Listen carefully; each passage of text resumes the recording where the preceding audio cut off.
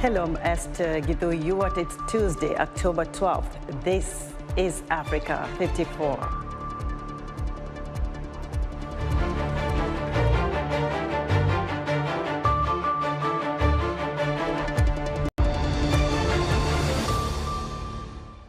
Aid agencies offer COVID-19 counseling to refugees in Kenya.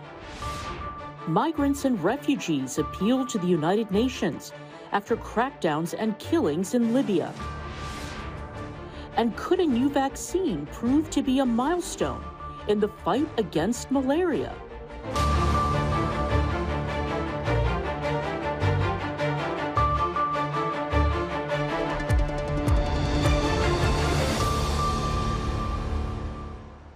We begin in East Africa, where the coronavirus pandemic is taking a toll on the mental health of many people, especially among vulnerable groups like refugees.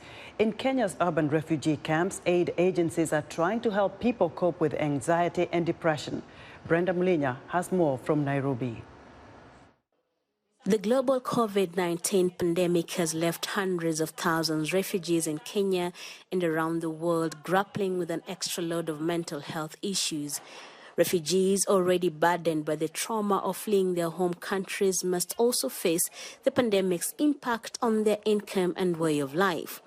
The United Nations High Commission for Refugees has had to address this new challenge. We witnessed that the counseling per month has significantly increased during the COVID-19 pandemic, so that we added more resources to account those kind of challenges, so that we bring more therapists and more counselors, so that they can have, in the case that they do the home visit and then the phone counseling.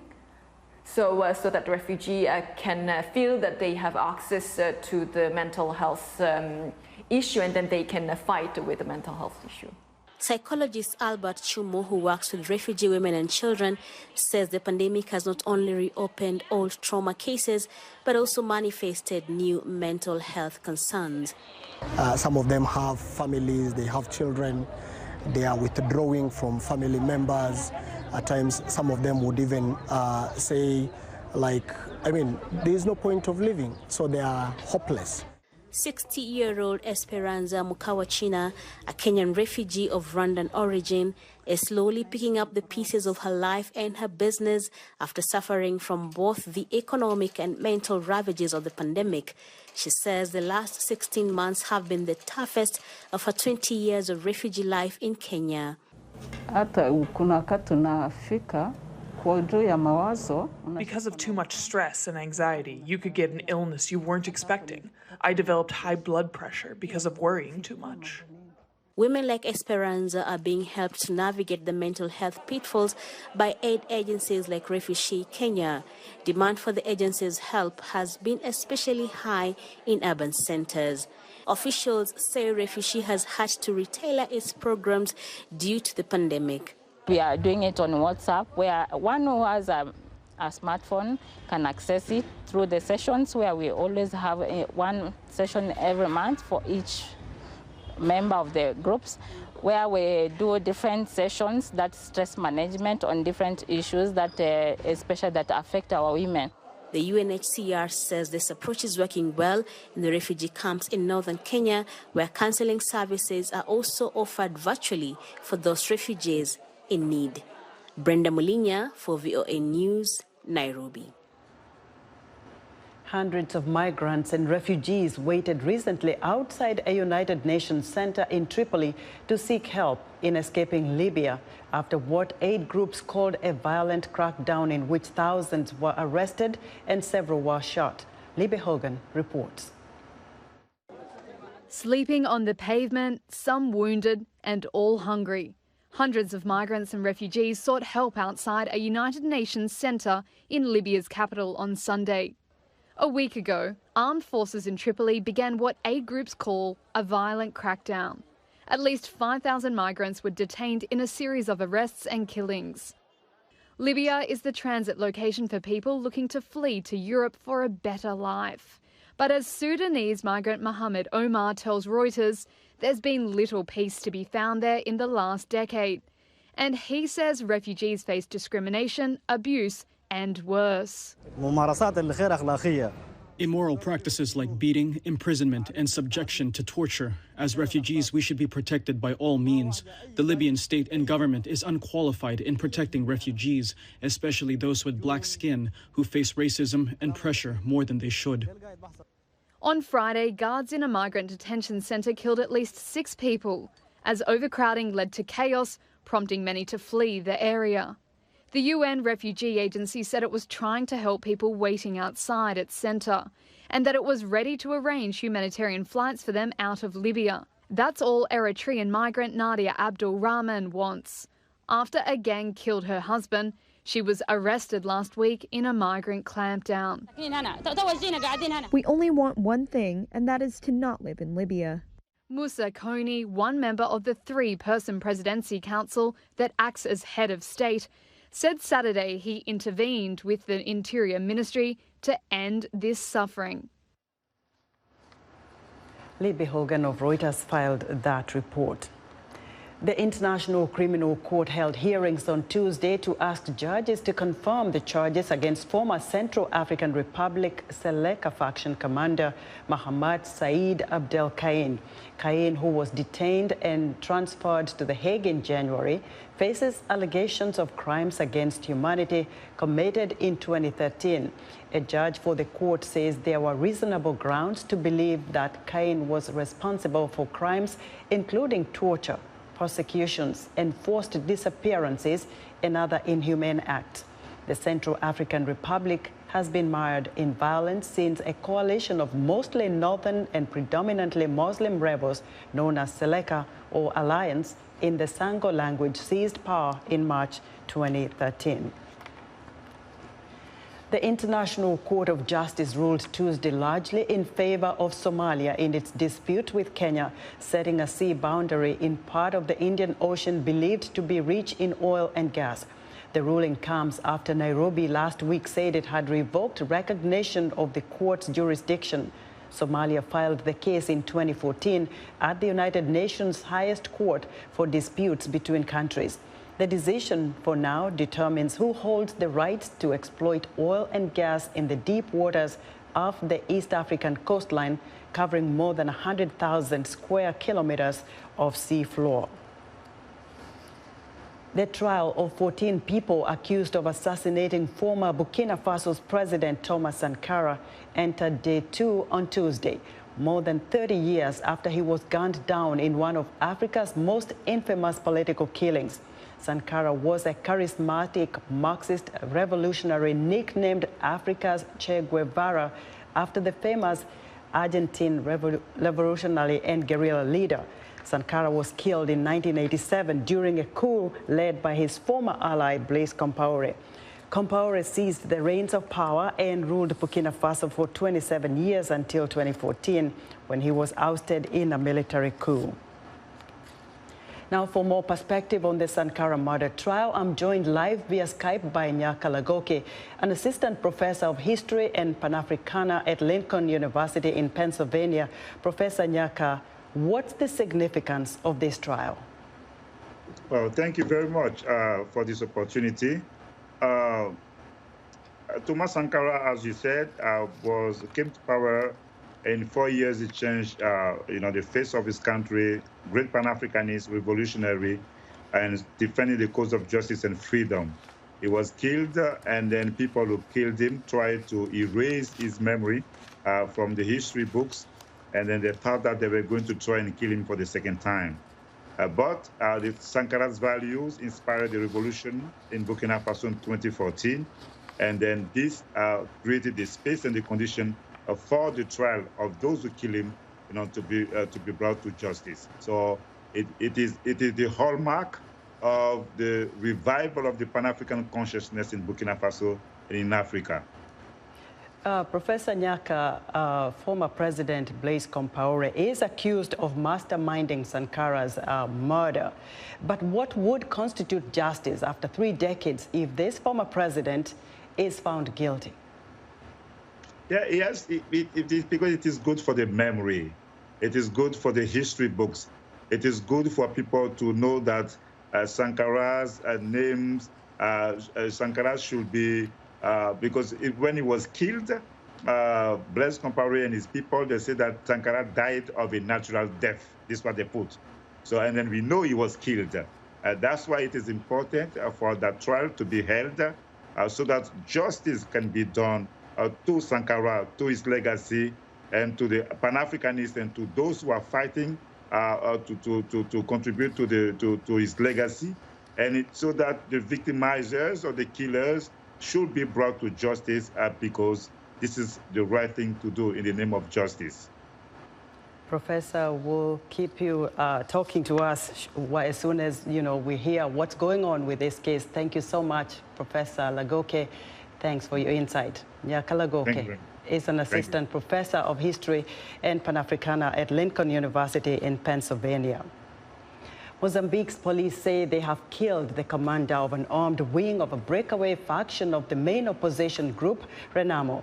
The government claims the Renamo military junta is responsible for several attacks and killings of civilians, plundering of property, looting and arson in the central part of the country over the last few years. Police say General Commander Bernardino Rafael says Mariano Nyong'o, the leader of the Renamo military, was killed in early morning fighting on Monday between the defense and security forces and the insurgents in Sofala province.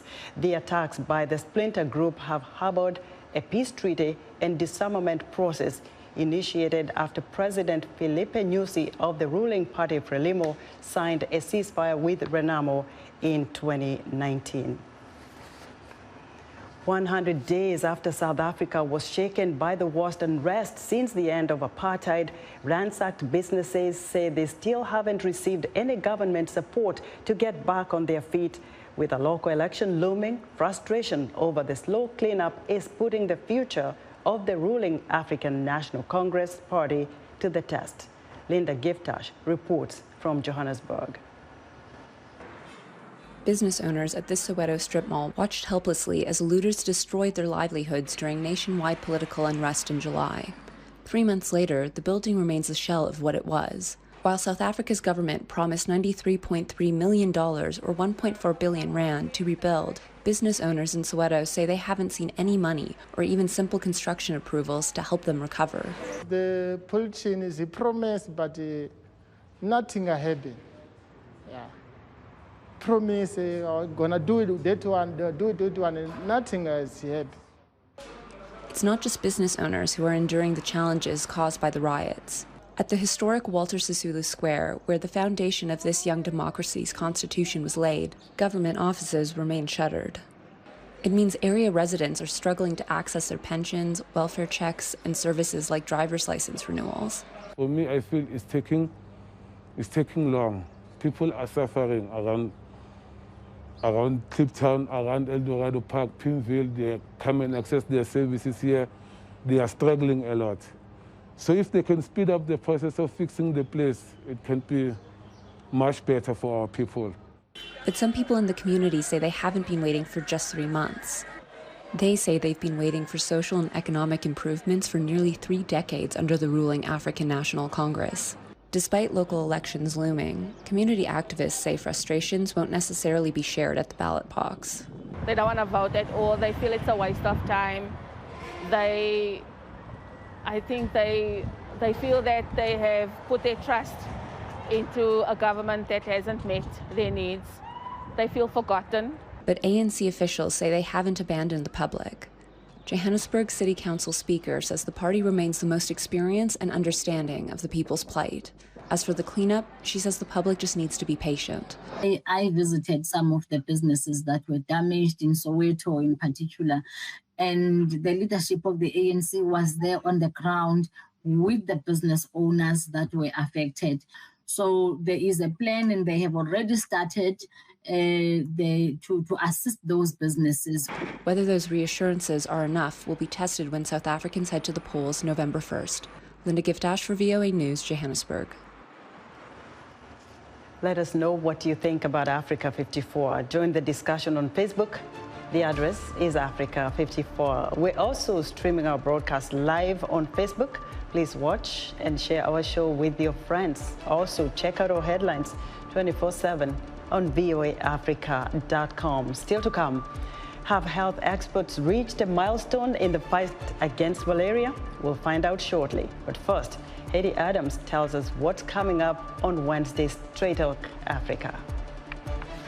Join me on the next Straight Talk Africa. My conversation with the U.S. Ambassador to the United Nations, Linda Thomas-Greenfield, about the global fight against COVID-19 and what is at risk for African women as countries try to cope and recover from the pandemic. Join me, Haiti Adams, on the next Straight Talk Africa.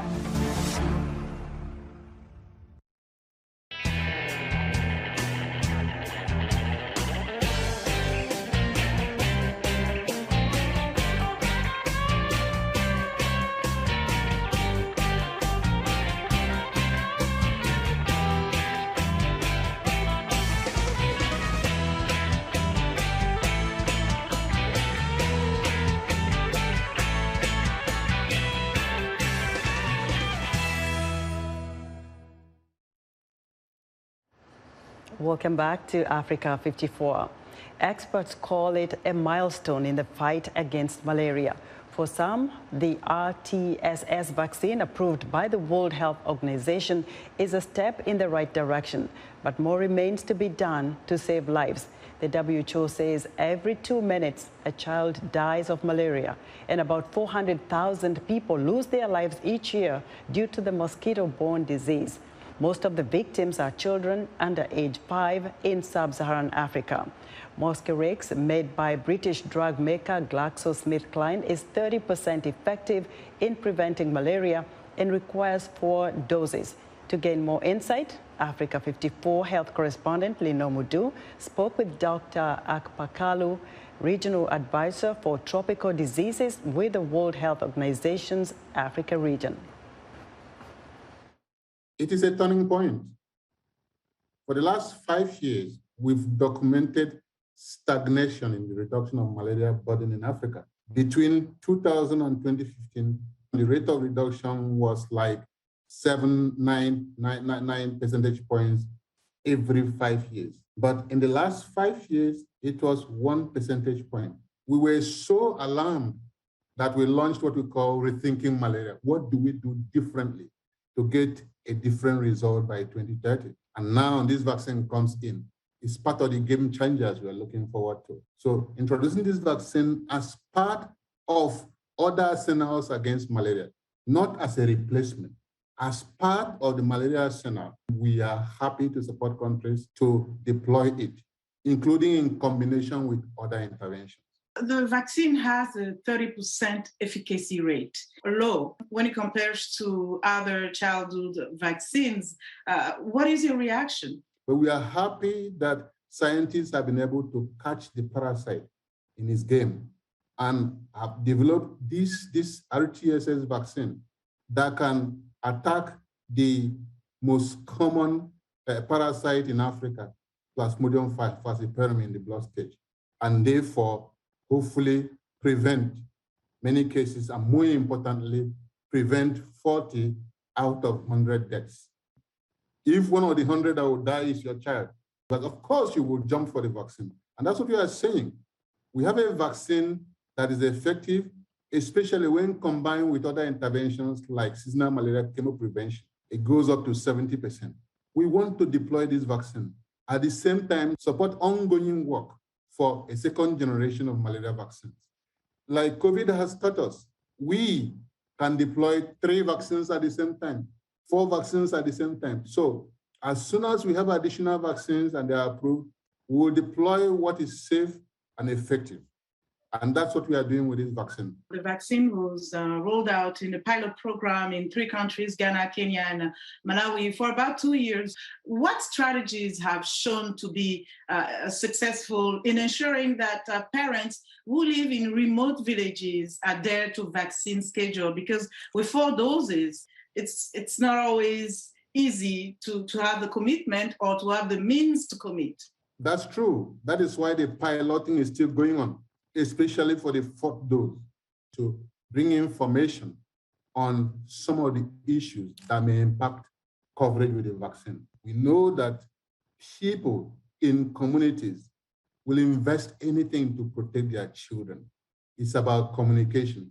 But the piloting did not adopt any special strategy, just the routine immunization strategy, the routine communication strategy was what was deployed because we wanted to make sure that the routine system can deliver this vaccine. But going forward, I believe that introducing malaria vaccines, scaling it up in countries, should have a communication component. It will be a comprehensive communication component that advocates for vaccination in children, all vaccines.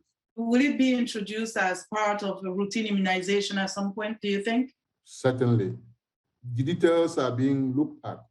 For instance, we are looking at Malaria had adopted a strategy of tailoring interventions. Look at the prevalence of malaria, look at the burden of malaria, and tailor the best interventions for districts and provinces in that country and in all countries. We do have supply situations. We think that in 2 years, there will be enough supply. At this point in time, we're working with partners like Gavi and others to look at how to ensure that this vaccine is made available. And finally, I would like your thoughts, if possible, on what is happening in Burkina Faso right now. The researchers have found another vaccine that is more than 70% effective in clinical trials, which are still ongoing. Every effective and safe vaccine in Africa for malaria will be deployed. So the work in Burkina Faso, when they are ready, they will submit their data set to the WHO for review. Again, like we brought together SAGE and Malaria Policy Advisory Group to work together to review evidence and propose adoption or otherwise. So again, also there is ongoing work on mRNA malaria vaccine. That is welcome. There are other vaccines in the pipeline. So any tool, any malaria tool, be it vaccine or any other innovation, is welcome. We will deploy it if it's safe and efficacious. Dr. Abdel Kain, thank you so much. We appreciate your time. Thank you. That was Africa 54 health correspondent Lino Mudu speaking with Dr. Akpaka Kalu, Regional Advisor for Tropical Diseases with the World Health Organization's African region. 10 years ago, Steve Jobs passed away from pancreatic cancer at age 56. Jobs played a major role in making Apple one of the most successful companies in the world. But what does Apple's future look like? Karina Bafrajian has this story narrated by Anna Rice. Steve Jobs passed away on October 5, 2011, after years of fighting pancreatic cancer. He was 56. He was as close to a rock star as anyone in the computer world has ever come. Books and films have been made about his life. There's even a Steve Jobs look in the fashion world. He really gave that company a public face. He became synonymous with Apple. And of course, Apple became synonymous with the new world, the new digital place that we lived, which was so much different than ye olden days before that came along. At 21 years old, in 1976, Jobs founded Apple with his friend Steve Wozniak. Then he released a new personal computer model he named Macintosh and earned his first million. Jobs left Apple in 1985 because of some personal conflicts. He returned in 1996 to a struggling company that lacked customers. With Jobs at the helm, Apple regained its footing, and a few years later, the iMac, iPod, MacBook, iPhone, and iPad began changing the personal computing world. Apple was not only a technological revolution, but a lifestyle. Even after Jobs' death, the tech giant continued to move into new markets and break new records. In 2018, Apple became the first company in the world with a market capitalization of $1 trillion. In 2020, this number doubled. The company also released new products in addition to iPhones, wireless headphones called AirPods, and a smartwatch simply called Apple Watch, among others. Experts say it is Tim Cook who should take full credit for the company's success in the past decade. He became head of Apple after Jobs' death. Obviously, Steve Jobs was a visionary, but when he died, the company was at a point where they actually needed a operations guru and not a visionary guru. So I'm not so sure that Tim Cook was not the perfect fit for that stage of Apple's life. You know, he was always the guy that, was behind the scenes. He comes to Apple. He's a more reserved, less flamboyant number two to obviously the super flamboyant number one, Steve Jobs. But some financial analysts say that Steve Jobs' legacy might be wearing thin, and that to remain a tech giant, Apple needs to do something extraordinary. But my forecast for their growth going forward is for it to slow down pretty dramatically. So Apple does need to come up with a new trick. And the problem is when you're a company that's that large, it can't be a minor success. It has to be a major success. Many, many billions of dollars of sales for it to even register. According to a Reuters report, Apple's next ambitious goal is to build a viable and competitive autonomous electric vehicle. But so far, no one is confirming that. But with the loyalty the Apple brand still carries, it's possible you could one day see people lining up for the newest version of the Apple car. For Karina Bafrajan in Washington, Anna Rice, VOA News. And that wraps up our show for today. Be sure to watch Africa 54 on our website at voaafrica.com. From all of us here in Washington, thanks for watching.